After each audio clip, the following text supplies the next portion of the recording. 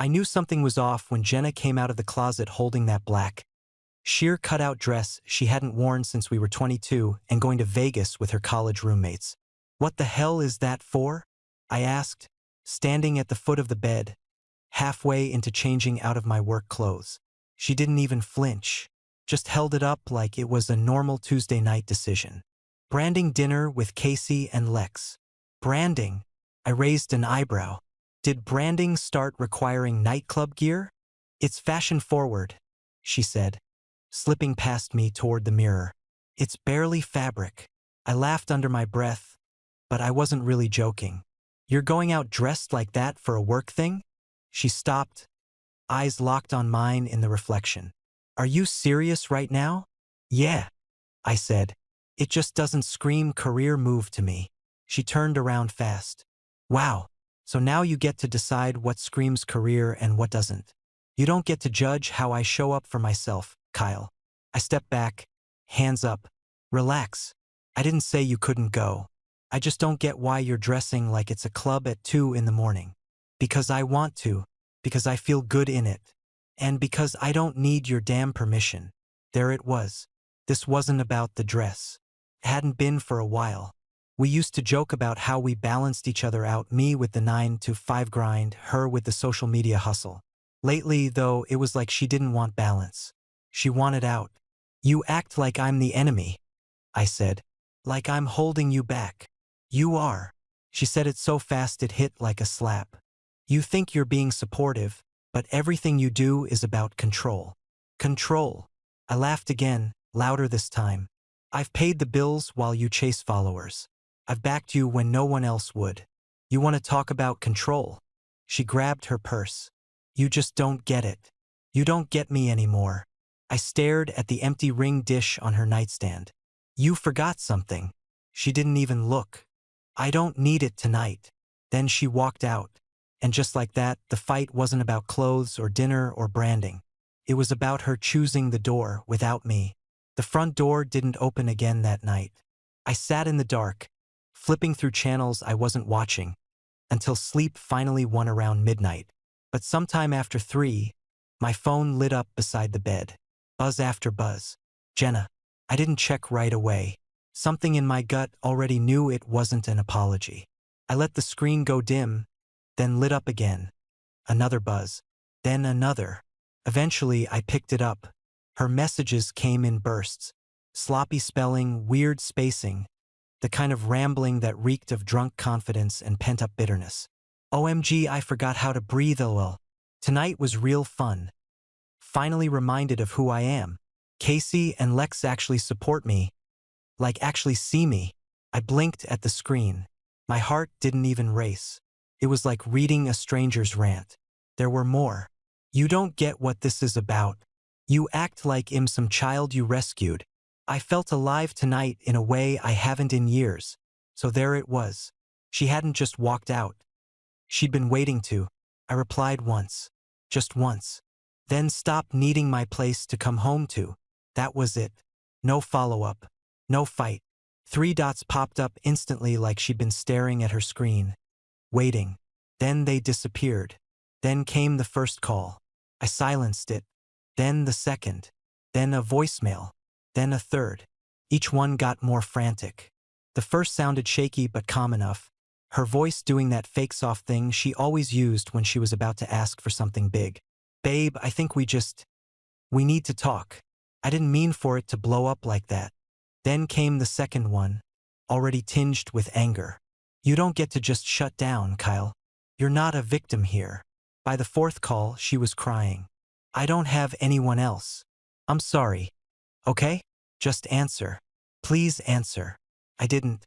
I watched the screen light up again and again while I sat on the edge of the bed, elbows on my knees, staring at the floor like it might give me a better answer than she ever had. This wasn't new behavior, it was just louder now. Same cycle. Same back and forth. Same worn-out script. Begging. Blaming. Apologizing. Spinning it into my fault. Promising change. Dodging accountability. She always said I didn't know how to feel. But the truth was, I'd been feeling everything for too damn long. I was just done pretending it didn't suck. I turned my phone face down, got up, walked to the kitchen, and poured a glass of water with hands that were steady. No shaking, no racing heart, no urge to call her back. I drank the whole glass, refilled it, then went back to bed and pulled the blanket over my head. Somewhere in the background, her ringtone buzzed again. She left another voicemail, probably thinking she could still fix this. That I'd wake up and forget everything she said. That we'd reset like always. But the thing was, I wasn't angry. I was just done. While I was laying in bed, phone buzzing like a dying fire alarm, Jenna was standing frozen in the corner of some loud downtown bar, holding her phone like it had just slapped her in the face. A friend of a friend, Jason, who bartends part-time at that spot on 11th, told me how it went down. She'd been showing off the texts to Casey and Lex, probably expecting backup or some "you go girl" moment. But when she read mine out loud, then stopped needing my place to come home to, everything shifted. She blinked, then blinked again, like she couldn't believe I'd meant it. Casey and Lex? They laughed. Loud. One of them actually clapped. Jason said people nearby turned around. "Oh my God," Casey said, loud enough for others to hear. "He's just throwing a fit. Classic insecure guy move." "Exactly," Lex added. "He's bluffing. Kyle's a wet napkin. He'll fold by morning." Jenna didn't laugh, though. She kept staring at the screen, then hit call. I didn't answer. She tried again. Still no answer. That's when she started unraveling. Voice raised, tones getting higher. Jason said her hands were shaking. She dropped her phone once, then picked it back up like she could just will the situation into going away. "Answer me," she said out loud, like I could hear her through the screen. "What the hell, Kyle? You don't just cut me off." But I had. By then, people were watching. A couple at the bar was full-on eavesdropping. One of the bartenders actually leaned in to ask if everything was okay. That's when Casey stepped in. "Stop," she told Jenna. "Do not spiral over this. He's probably sitting at home in the dark, waiting for you to come crawling back," Lex added. "He wants you to beg. Don't give him what he wants." "Exactly," Casey nodded. "You need to prove you're in charge. He's just scared of your growth." "Growth?" Jenna's voice cracked. "You're hot, you're relevant, you're not tied to some boring-ass condo guy anymore. That scares men." Then came the drinks. More vodka, tequila, a weird mix of shots with neon colors and sugar rims. They raised glasses to freedom and resetting the vibe. Jason said she smiled for the selfies. Fake ones, head tilted, tongue out, middle finger up, but as soon as the flash was off, her eyes dropped again. She kept glancing down at her phone like I'd finally break and reply. I didn't. They introduced her to some guy named Travis or Troy. Jason couldn't remember. Guy had sleeve tattoos, low fade, chain necklace, the whole South Beach wannabe package. She wasn't into it. Not really. She laughed when he made a joke. But Jason said her body language said something else. Arms crossed, shifting weight side to side, eyes darting toward the door. Eventually, she gave up pretending to be fine. "I just want to go home," she mumbled, head down. Lex rolled her eyes. "You are home, babe. My place is your place." By 1 a.m., they were stumbling out of the bar. Jenna leaned on Lex the whole way, still in that ridiculous dress, still holding her phone like I might call back. She crashed on Lex's couch, fully clothed, didn't even take off her earrings, curled up in a ball with her arm over her face like she could hide from the whole thing. Lex went live on Instagram showing off the after-party. Jenna didn't appear once, just a shape under a throw blanket while the rest of them danced around her. She wasn't free. She was wrecked. Saturday morning hit different. I opened my eyes to nothing. No yelling. No slammed cabinets. No music blasting from her phone while she filmed her morning skincare. Just silence. For the first time in what felt like forever, it was quiet. Her car wasn't in the driveway. Her purse wasn't on the counter. Her side of the bed looked like it hadn't been touched. I sat up slowly, half expecting the buzz of another apology or a key in the lock. But nothing came. No fake crying. No guilt tripping. Just space. I got up, walked to the kitchen, made eggs, toast, and a cup of black coffee, hot, strong, no distractions. Sat at the table and ate while my phone sat face up beside me, still. Then I opened my messages. 46 texts, 17 missed calls, 6 voicemails. I saved them all. Every, "You're making a mistake." Every, "I didn't mean it." Every threat, plea, an emotional loop she'd always pulled when she knew the fallout was coming. I didn't respond to any of them. I just archived and downloaded everything. I'd done the research months ago, during one of her earlier brand discovery phases where she vanished for days to reset. Back then, I still thought we might fix it, but I'd looked into options anyway, just in case. I pulled up the law firm's website, clicked the number, and made the call. "Family law," the receptionist said. Calm, polite. "I'd like to set up a consultation for this morning," I said. "Separation. Emotional abandonment. Live-in fiancé. Earliest we have is 10:30, she said. Perfect. This wasn't about revenge. I wasn't looking to crush her or prove a point. I just wanted out, with no strings left to drag behind me. I took a long shower. Hot water, no rush. Shaved. Dressed sharp. Button down. Clean jeans. Boots. Looked myself in the mirror and didn't flinch for once. It didn't feel like prepping for a breakup. It felt like prepping for a board meeting. Straight facts. No emotions. I grabbed a folder from the desk drawer and dropped in every printout, screenshots, call logs, timestamps. Labeled and clean. By 9:30, I was in the car. No music. Just engine noise and the kind of clear mind I hadn't had in years. I pulled into the law office parking lot early. Sat for a minute with the engine running. Watched people come and go like it was any regular Saturday. Then I shut the car off, grabbed the folder, and stepped out. No drama. No second guessing. I wasn't showing up to explain my side. I was there to end it. The office smelled like paper and old carpet. The lawyer, Thompson, didn't waste a second on small talk. He shook my hand, motioned to the chair, and started reading off a checklist like he'd done this 1,000 times. Probably had. Engaged but not married, he said, tapping a pen against the form. Living together how long? Little over 2 years, I said. He nodded. Okay, legally that limits a few things. There's no community property because you're not married. But cohabitation can still open doors if you're not careful. I'm not, I said. She didn't buy in on anything. Not the lease. Not the mortgage. Not the furniture. Nothing. He looked up. The condo's in your name? Bought it before we even met. Good. That makes this a lot easier. He kept going fast, direct, no sugarcoating. He asked for documentation. I gave him the folder. He flipped through the screenshots, call logs, and texts, nodding as he read. Abandonment. Emotional manipulation. Repeated patterns. He muttered. Yeah, this'll hold. We filed for legal separation that morning. Thompson handled the paperwork while I signed in all the right spots. My signature felt stiff, robotic. No second thoughts, just straight lines. Look, he said as we wrapped up. She might push back. Play the sympathy card. But unless she suddenly turns into a lawyer, she doesn't have a leg to stand on. Don't give her access to anything. No keys. No mail. Don't even let her through the front door. I left the office feeling clear. No adrenaline. No relief. Just focused. I stopped at the hardware store on the way home. Grabbed new locks and a fresh deadbolt. Installed both before I even took off my jacket. Felt good hearing the click of metal sealing the place shut. After that, I started boxing her stuff. Not the basics, none of the shared kitchenware or towels. Just her influencer junk.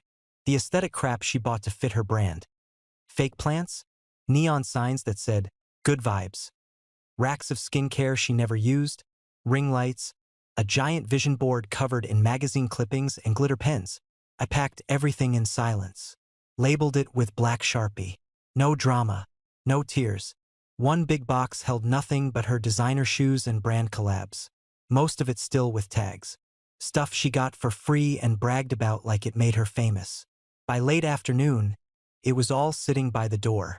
7 boxes. 1 envelope. That was all she had left in my world. I was microwaving leftover chicken when her car pulled up. I saw the headlights through the blinds. She didn't even knock right away. Just stood there, probably staring at her phone, thinking of what to say. Then the knock came. I opened the door but blocked the entry. She blinked at me. "Hey, can we talk?" I handed her the envelope.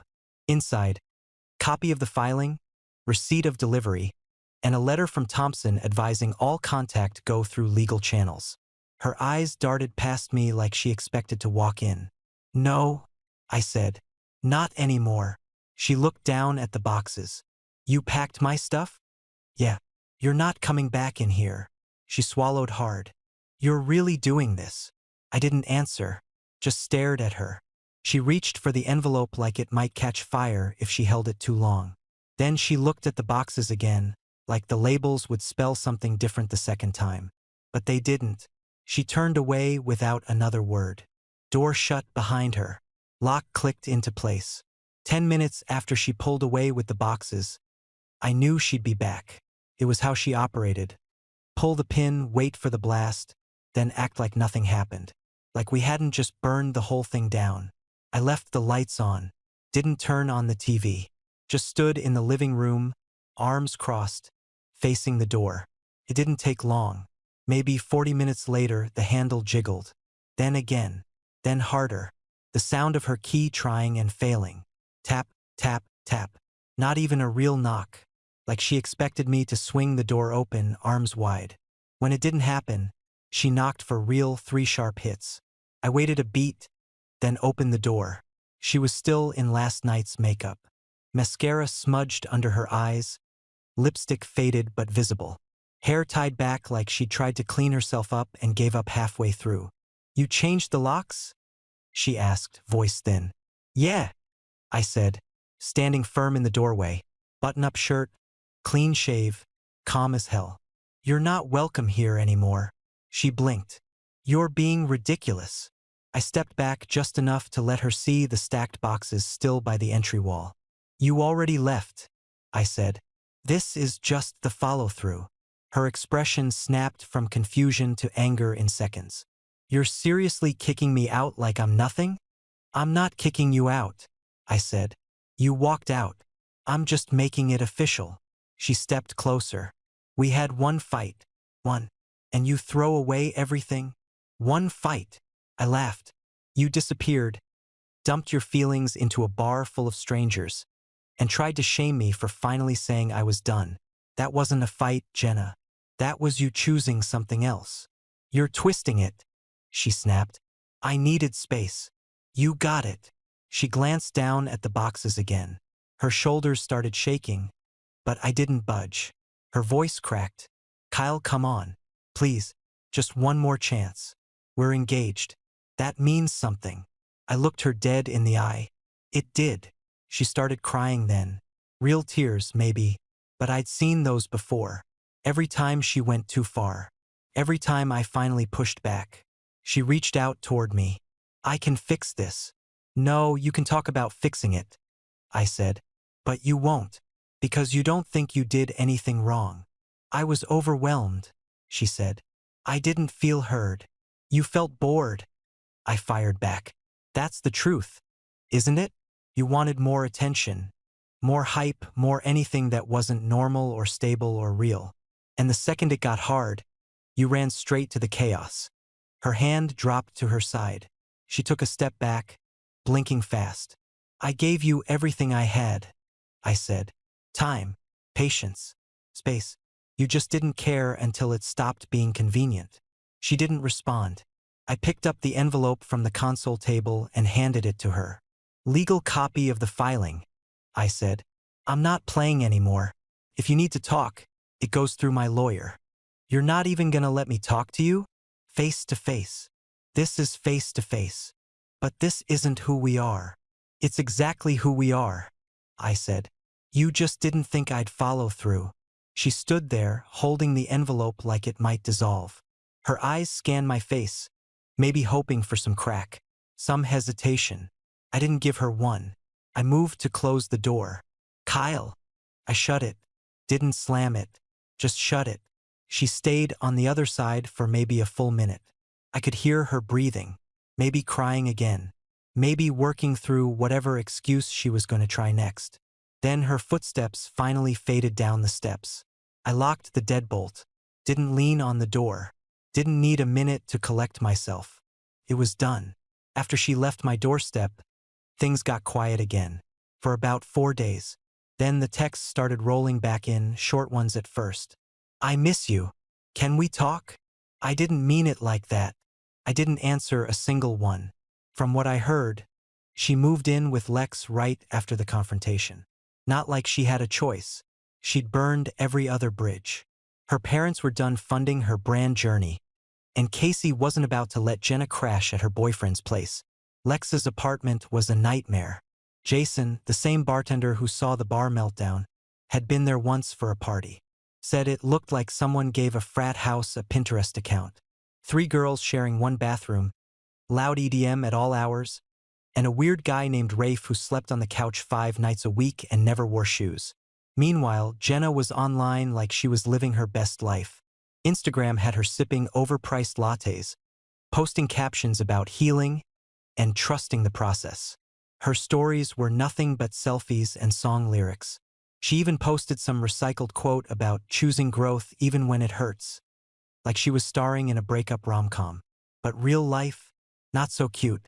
She had no job, not even part-time.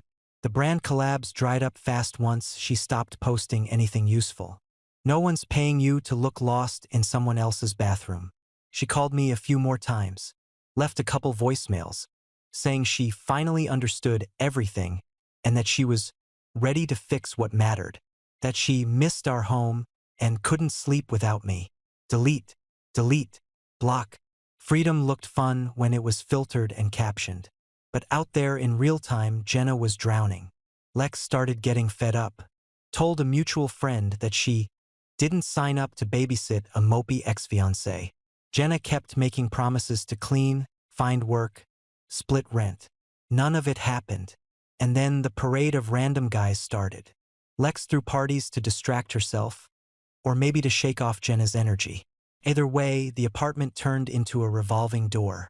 Some of them followed Lex, some followed Jenna, most just followed whatever was being poured. I saw one photo someone tagged Jenna in cheap beer in one hand, some guy's arm over her shoulders. She looked tired, like deep under the skin tired. She'd smile for the flash, but her eyes never looked at the camera, like she wasn't even in the room. You could feel it. She wasn't partying. She was pretending, because the truth had finally set in. There was no plan, no strategy, no backup. She didn't just lose a relationship. She lost the safety net. And the more she tried to make it look like she was thriving, the worse it got. That free life she wanted so bad? It was just expensive loneliness. The kind that racks up fast when you're living off Postmates and late-night Ubers, crashing on someone else's couch and pretending you're in control. By the end of the month, I hadn't heard her voice in weeks. But I didn't need to. The silence said it all.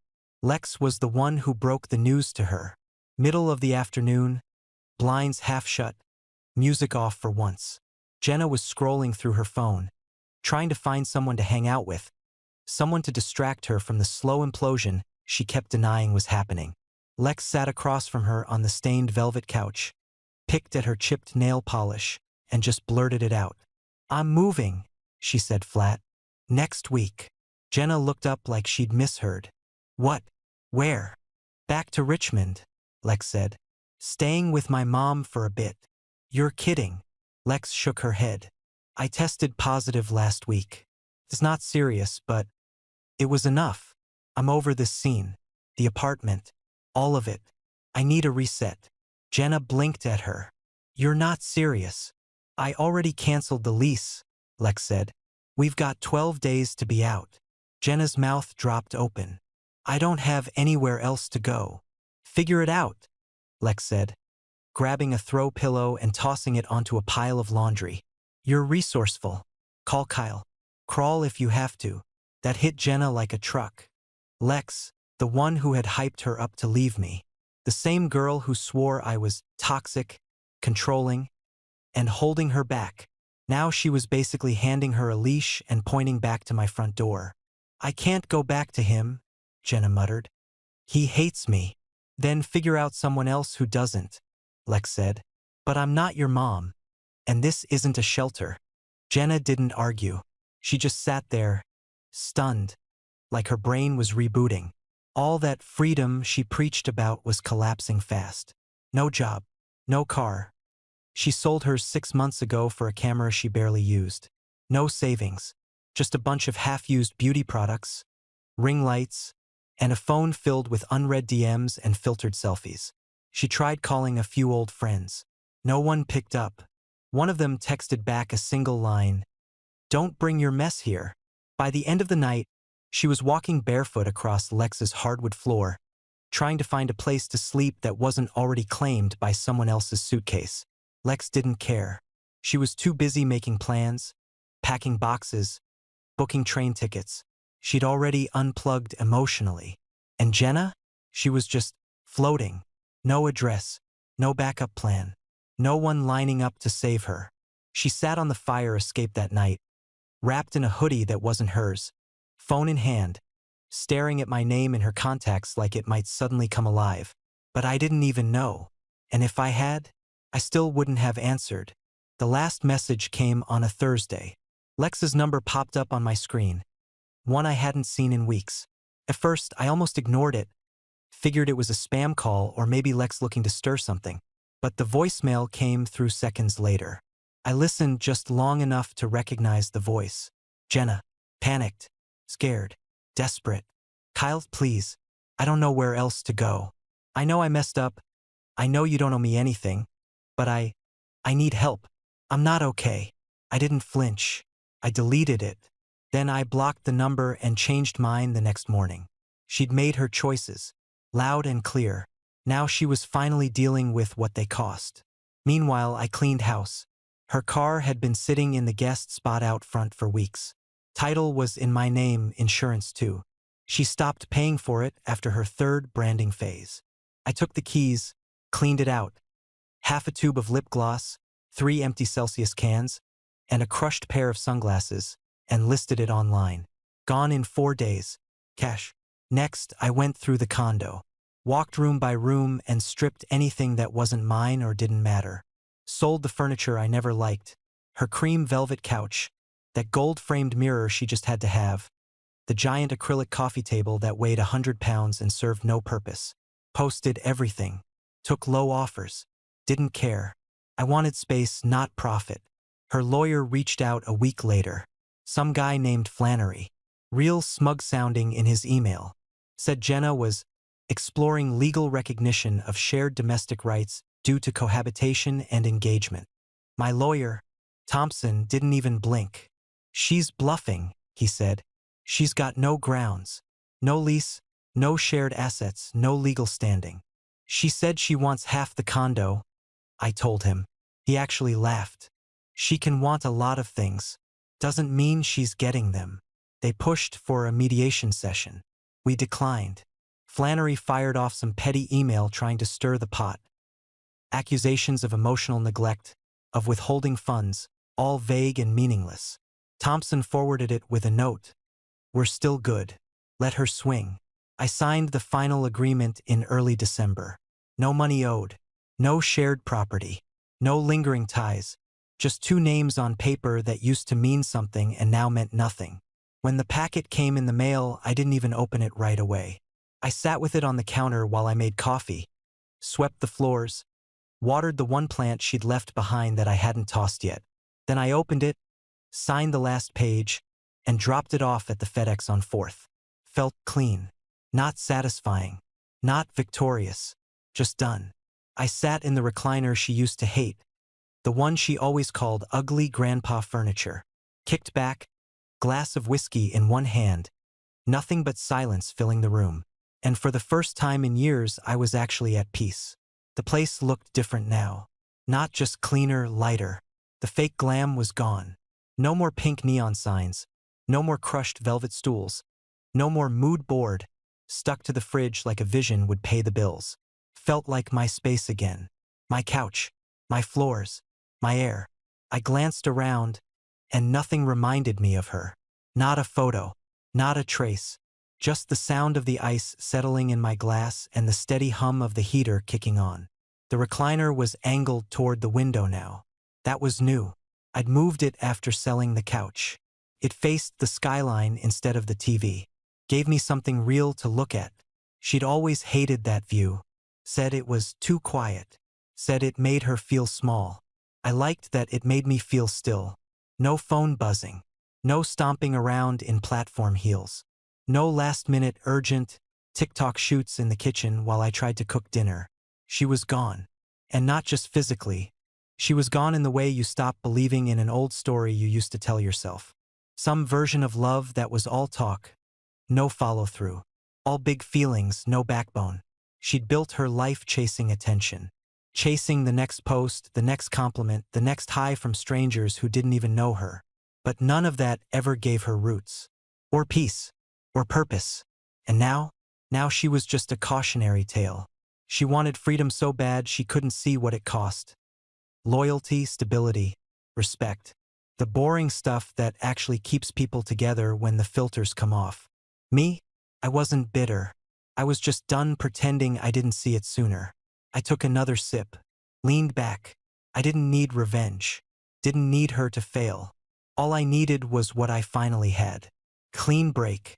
No drama. No begging. No backward glances. Whatever came next, it'd be mine on my terms. And this time, no one would be filming it for likes.